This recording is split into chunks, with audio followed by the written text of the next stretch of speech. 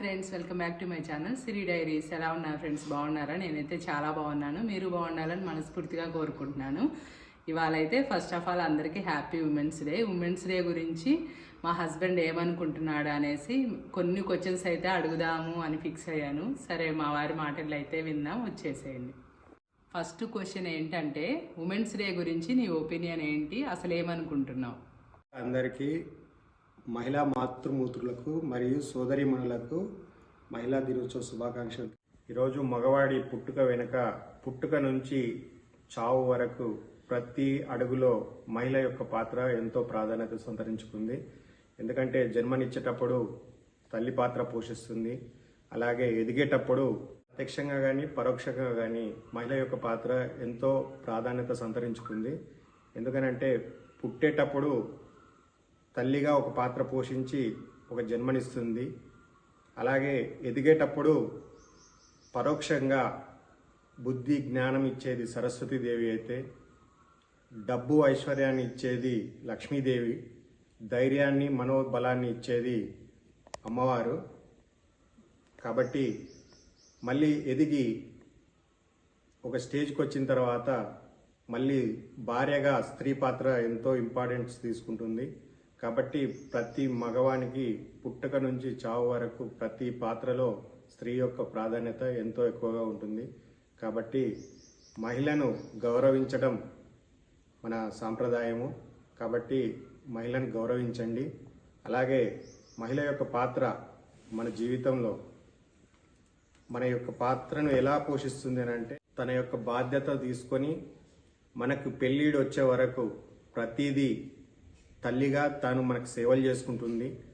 అలాగే పెళ్ళి అయిన తర్వాత భార్య తన లైఫ్ టైం వరకు తన యొక్క పాత్రను ఏ విధంగా పోషిస్తుంది అని అంటే, ఒక భర్త తన యొక్క బాధ్యతలు, ఒక ఉద్యోగం కానివ్వండి, వ్యాపారం కానివ్వండి, తను చేసే ప్రతి పనిలో తన యొక్క పాత్ర ఎలా ఉంటుంది అని అంటే, నిద్ర వచ్చినా, హెల్త్ సహకరించకపోయినా వీళ్ళకంటే బిఫోర్ 3 గంటల షెడ్యూల్ ముందేసుకొని వాళ్ళకి కావాల్సిన టిఫిన్ కానివ్వండి, లంచ్ బాక్స్ కానివ్వండి, అలా వాళ్ళని బయటకు పంపేంత వరకు తను కష్టపడుతూ, వాళ్ళు బయటకు వెళ్ళిన తర్వాత కూడా మళ్ళీ ఇల్లును చక్కదిద్దుకుంటూ తన యొక్క టైంని ఫ్యామిలీ కొరకు ఎంతో స్పెండ్ చేస్తూ, మళ్ళీ సాయంత్రం ఈవినింగ్ పిల్లలు వచ్చేసరికి వాళ్ళకి స్నాక్స్ కానివ్వండి, భర్త వచ్చే టయానికి డిన్నర్ కానివ్వండి, ఇలా పొద్దుటి నుంచి సాయంత్రం వరకు అహర్నిశలు కృషి పడుతూ తన కష్టాన్ని మర్చిపోతూ ఎంతో హ్యాపీగా భర్తలకు కానీ పిల్లలకు కానీ తన యొక్క సేవలను అందిస్తుంది. కానీ మగవాడు అలా కాదు.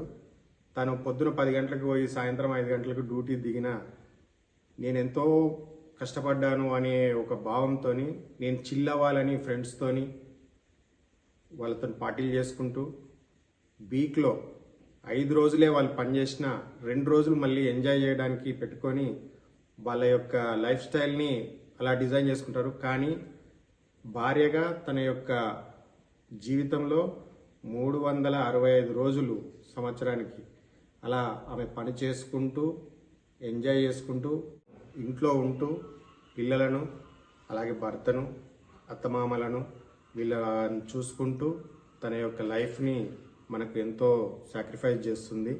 కాబట్టి ఏ విషయంలో చూసినా, అంటే పుట్టుక నుంచి చావు వరకు ఏ విషయంలో చూసినా ఆడవాళ్ళ పాత్రనే ఎక్కువగా ఉంటుంది, మగవాళ్ళ పాత్ర చాలా తక్కువగా ఉంటుంది.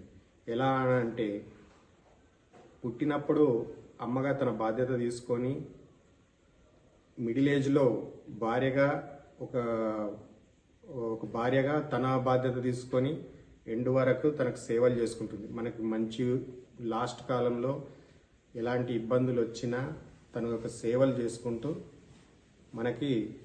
కాబట్టి ఫ్రెండ్స్, ఆడవాళ్ళకు గౌరవం ఇవ్వండి, రెస్పెక్ట్ ఇవ్వండి, వాళ్ళతో ప్రేమగా మెదలండి, వాళ్ళకి ఏం కావాలో తెలుసుకొని వాళ్ళని కూడా మనం ఎలా చిల్ అవుతున్నామో వాళ్ళని కూడా అలా చిల్ చేస్తూ లైఫ్లో వాళ్ళకు ఒక భరోసా, మా భర్త దగ్గర మాకు చాలా ఫ్రీడమ్ ఉంది, మమ్మల్ని బాగా ఎంజాయ్ చేపిస్తున్నాడు,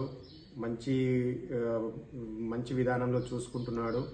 కాబట్టి వాళ్ళు కూడా ఎలాంటి అంటే లైఫ్ని ఎలా ఎంజాయ్ చేయాలో అలా వాళ్ళకి ఎంజాయ్ చేపిస్తూ వాళ్ళ కష్ట సుఖాలను పంచుకుంటూ ఒక భార్య భర్తగా లైఫ్ లాంగ్ హ్యాపీగా ఉండాలనేది నా యొక్క కోరిక.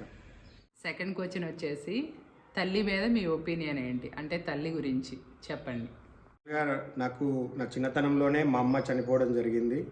సో మాతృ ప్రేమ అనేది నేను ఇంతవరకు పొందలేదు.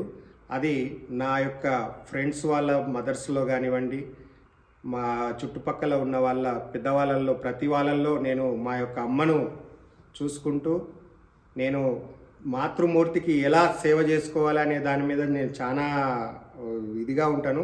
మా ఫ్రెండ్స్కి నేను చెప్పేది ఏంటిదంటే, తల్లిదండ్రులు మనకి జన్మనిచ్చిన వాళ్ళు కాబట్టి వాళ్ళని కష్టపెట్టకుండా వాళ్ళ కోసం మనం అహర్నిశలు కృషి చేస్తూ వాళ్ళని హ్యాపీగా సంతోషంగా ఉంచాలనేది నా యొక్క అభిప్రాయము. సో ప్రతి వాళ్ళకి నేను చెప్పేది ఏంటిదనంటే, లేనివాడిగా నాకు తెలుసు తల్లి లేని బాధ ఎలా ఉంటుందో. కాబట్టి దయచేసి ఉన్నవాళ్ళు తల్లిని ప్రేమించండి, తల్లి కోరికలు ఏంటో తెలుసుకోండి. వాళ్ళు మనకు జన్మనిచ్చారు, ఎంతో కష్టపడి మనల్ని పెంచి పెద్ద చేసి ఈరోజు ఒక ప్రయోగిని చేసినప్పుడు వాళ్ళ లాస్ట్ కాలంలో వాళ్ళకి మనము ఎలాంటి కష్టాలు లేకుండా వాళ్ళు పడ్డ కష్టాలను మర్చిపోయి సుఖంగా వాళ్ళ వృద్ధాప్యాన్ని గడిపేలాగా అందరూ దయచేసి వారికి సహకరించండి, వాళ్ళని ప్రేమగా చూసుకోండి. వాళ్ళ కడసారి జీవితాన్ని ఆనందమయం చేయాలని నా యొక్క కోరిక. భార్య ఎలా ఉండాలి, అసలు భార్య గురించి మీ ఒపీనియన్ ఏంటి మీ మాటల్లో? జనరల్గా భార్య అంటే మనల్ని గుడ్డిగా నమ్మి మనం ఏంటో తెలియకుండా, మన క్యారెక్టర్ ఏంటో తెలియకుండా, వాళ్ళ యొక్క తల్లిదండ్రులు సూచించిన ఈ అబ్బాయిని మీరు పెళ్లి చేసుకోవాలి అని వాళ్ళు సూచించడం వల్ల మనల్ని పెళ్లి చేసుకొని మన వెనుక వస్తుంది. కాబట్టి వారిని ఎలాంటి కష్టాలు రాకుండా, ఎలాంటి కన్నీళ్లు పెట్టించకుండా, జీవితంలో వాళ్ళకి ఎలాంటి కోరికలు ఉన్నాయో వాటిని నెరవేరుస్తూ వాళ్ళని హ్యాపీగా ఉంచుతూ మనలో సగభాగంగా అర్ధనారీశ్వరులాగా వారిని మనలో కలుపుకొని వాళ్ళని సుఖ సంతోషాలతో హ్యాపీగా ఉంచుతూ మనం హ్యాపీగా ఉంటూ లైఫ్ని లీడ్ చేయాలనేదే నా యొక్క ఒపీనియన్. మనకిద్దరు అమ్మాయిలు కదా, చాలామంది మీకు అమ్మాయిలా అని ఒక క్వశ్చన్ మార్క్ లాగా అడిగారు మనకిద్దరు అమ్మాయిలు పుట్టినప్పుడు. సో మన పిల్లల్ని ఎలా పెంచాలి, ఇద్దరు అమ్మాయిలు ఉన్నోళ్ళు అసలు ఎందుకు అట్లా ఫీల్ అవుతారు, నీ ఒపీనియన్ నువ్వు చెప్పు. యాక్చువల్గా నాకు ఫస్ట్ అమ్మాయి పుట్టిందని తెలియగానే నేను చాలా ఆనందపడ్డాను. ఎందుకనంటే తల్లి లేని లోటును నా కూతుర్లో నేను చూసుకోగలిగాను. ఇలా అంటే మహాశక్తిలాగా నేను భావిస్తాను. ఎందుకనంటే త్రిమూర్తులైనటువంటి పరమేశ్వరుడు, బ్రహ్మ, విష్ణువు లాంటి వాళ్ళే ఆదిపరాశక్తి ముందు తల వంచడం జరిగింది. కాబట్టి ఆడపిల్ల నాకు పుట్టడము నేను ఎంతో హ్యాపీగా ఫీల్ అయ్యాను.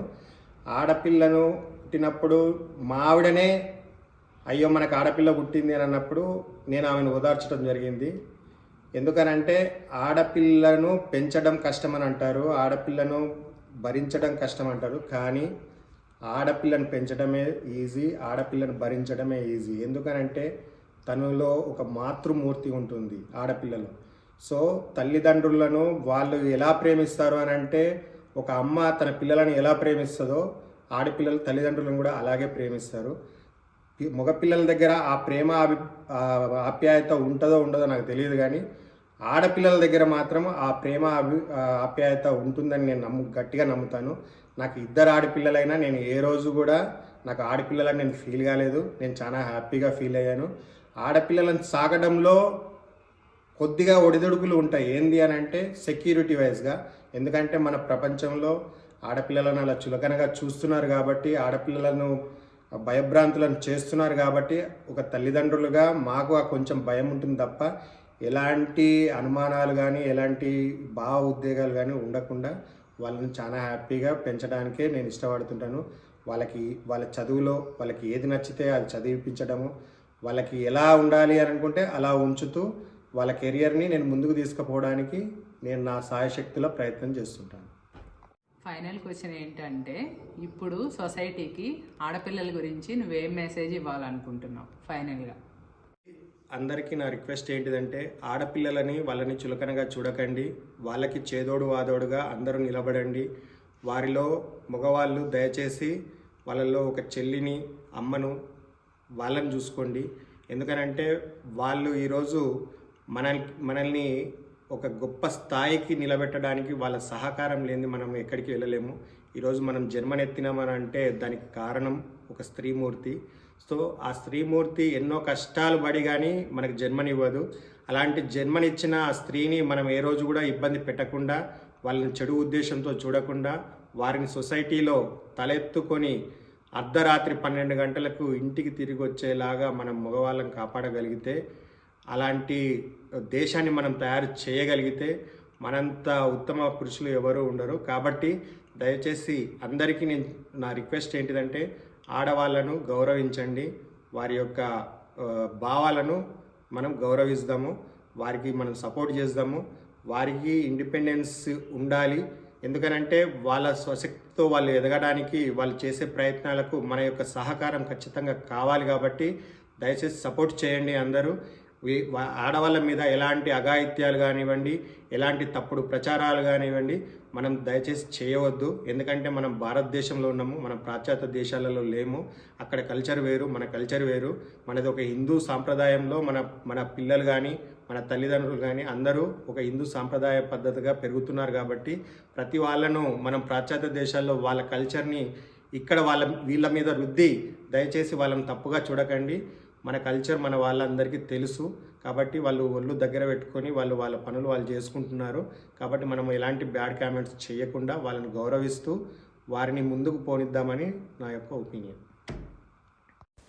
ఇవాళ వీడియో అయితే ఇదనమాట. చాలా బాగా మాట్లాడారు కదా, మ్యాక్సిమం అలానే ఉంటారనమాట తను. ఇంకా నచ్చిందని అనుకుంటున్నా. ఇవాళ వీడియో అయితే చాలా స్పెషల్, నాకైతే మంచి మెమరీ. ఫస్ట్ టైం మా హస్బెండ్ ఇంటర్వ్యూ చేయడము. మీ అందరికి ఎలా అనిపించిందో కూడా వీడియో అనేది కామెంట్ సెక్షన్లో కామెంట్ చేయండి. నచ్చినట్టయితే like, share, subscribe Siri diaries. Bye friends.